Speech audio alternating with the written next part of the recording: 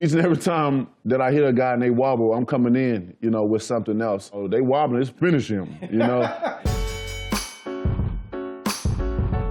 what's up, everybody? I'm Marcos Villegas. I'm here with the WBC heavyweight champion of the world, the Bronze Bomber, Deontay Wilder, as we take a look back at his first fight with Luis Ortiz. You're about to start with Ortiz here.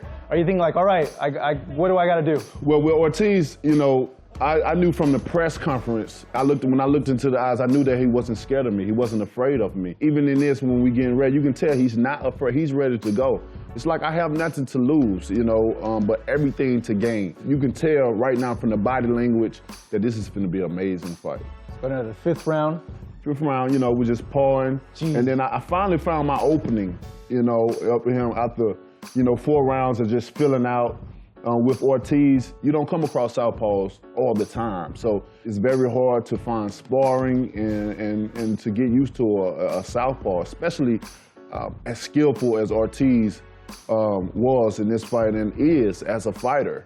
So here, like you're moving, like you mentioned, southpaws are tricky, but you're already offline. You see your foot there. Yes. It's on the outside of his foot, so you're already primed to land your straight.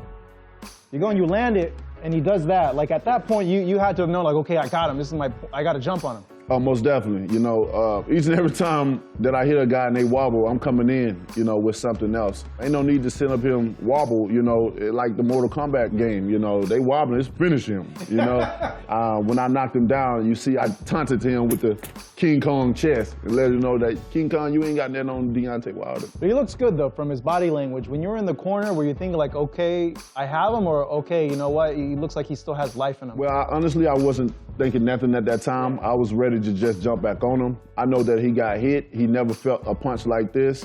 And I was ready to jump back on him. As fighters, we must bluff things. We must pretend like things don't hurt. That's why you see fighters get hit all the time and they'll just shake it off or whatever. Trust me, that leather hurts. 7th round. Yeah, he catches you with a check hook there. Yeah, and as you can see, I'm pouring my jab at him. I'm bluffing it, because I am buzzed at this moment in time. We came with the same punch. At the same time, he ended up hitting me first, which buzzed me. But I wanted to show him that, I'm still here, in which I was too far. I was too close to him. I should have stepped back and gave myself some space.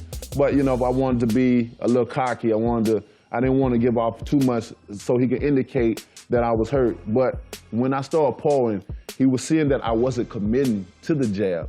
And he saw that I was buzzed, and when even one point in time, you can see him look over, and then he came with the right hand, and then that's when it severely buzzed me. And that's when... That's the noise you heard when you hit you, really? Yeah, it's buzz. That's what it's called, buzz. Yeah. You actually get buzzed. In those series of punches, you're just like going through the moment, but you go in the corner. It's like, what are you telling yourself? Well, I was telling myself that, we're still in this fight. As you can see, after the bell ended, I was still talking. I'm like, you gotta do better than that. Nah, it ain't, it ain't over yet. I was just telling myself, we still here, baby. Just calm down, get yourself back together. Perfectly timed shot from him. Yeah, perfectly. You see his eyes. He's looking at me. Yeah. He's trying to see, I hit him with this shot. Most of the time when I hit fighters, they're usually going down, but I'm just pulling at him right now. And even with the jab, you can see I'm not even, look at my jab is coming from an upward position. It's all wrong. And even he can see me right, his eyes open, he can see that I'm hurt. And then that's when we come with the big shot right there. So at that point, I remember I was next to the guy from the BBC, and he was like this. And I looked at him, I'm like, that Joshua fight, I don't know. And he's like, oh, no. And then we fast forward now to the 10th round here. He overcommitted, he threw too many, he committed to too many jabs, and I slipped every last one of them.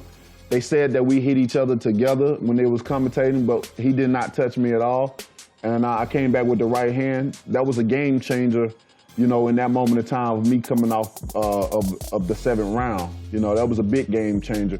I was just smart in that moment. And then right here, I'm just throwing off, different types of combinations of punches, just taking my time with it. At this point, this is the second knockdown of the fight. Did you think he was done at this point? At this point, I knew that I had him wore down, that at any given moment, that it can be over with. I know Ortiz, he's strong-willed, he's got a brave heart, and look who he's doing this for. He's doing this for his family. Any guy that defects from his country, you know, come all the way across waters, get kidnapped, and still here to tell the story. You know, when you go in there and fight somebody like that, you better be ready. So you got a minute left in that 10th. You're here in the corner. You're looking at him. You smell blood at this point.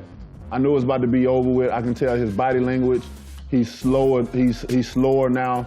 I knew my punches was effective. Yeah, his balance is all off, and boom. Yeah, he spit it one too many times. I was just welling on him after we coming out the break. I'm just welling on him, and he kind of frees up right there. He frees up, his head everywhere is like a bobblehead right now. And then it's just a wide open shot for the uppercut.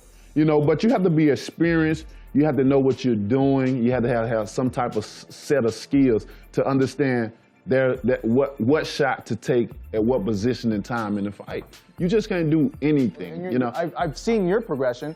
You're sitting. Your balance is a lot better. Your jab's a lot better. It's a lot quicker. I think that's one of the most underrated things about you. Everyone's always talking about your power, but your jab is a really sharp stinging jab. And I think that what allows people to overlook the other things that I have, because they know I have power, and that's what they're expecting. Every time people expecting me to one punch knock someone out.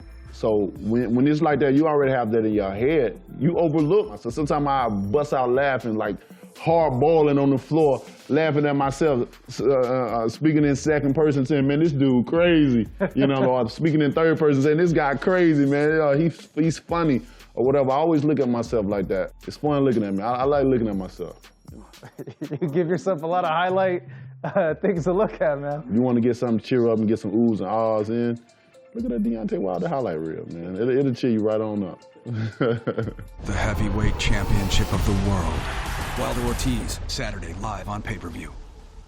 Thank you for watching. Well, if you enjoyed that clip, make sure you click somewhere around here and subscribe. From fight highlights to exclusive interviews, we have got everything you need as a boxing fan right here on PBC on Fox.